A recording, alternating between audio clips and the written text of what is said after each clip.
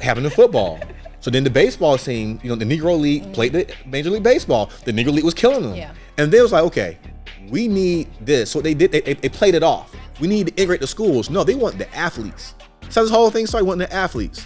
But then it was like, well, if you have like the black athlete in there, you gotta let the valedictorian in there. You gotta, there's certain things they had to do. And so, anyways, that was their initial goal. That's why to this day, what do you see? Who are the people who are mainly in these areas? The athletes, the entertainers, and like Chris Rock said, if you see if you go to like one of the most prestigious white neighborhoods, you may see somebody has a white person with a nice house, and you may ask them what they do for a living. They'll say, I'm a dentist, like he said. And then the black guy is like, it's like Jay-Z. There are no black dentists living in those neighborhoods. Because it's almost, so my point is, they extract our talent, they leave the poor behind, and this whole thing was intentional because imagine where black folks would be today if we stayed united. Just think about it. Imagine if we stayed united, where we would be.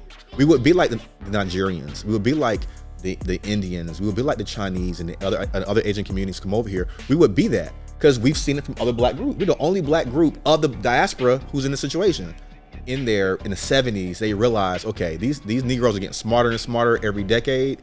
Let's sprinkle some crack around them, and we'll take out the ones who are poor, the ones who are uneducated, and we'll let a few Negroes get ahead, but we'll take the other ones out. And then the ones who do get ahead, we'll just claim that they sexually assaulted somebody, and then we'll give them that way. I get your point. I was pretty right on line. You went from crack to that's what happened. Diddy No, to it went from if you think about it, to OJ. It went from MLK. I mean, it went from Malcolm X being killed, MLK being killed, to the Renaissance of the 70s, where everybody's being free, to crack.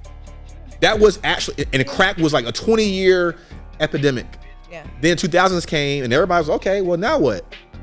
That's when everything started.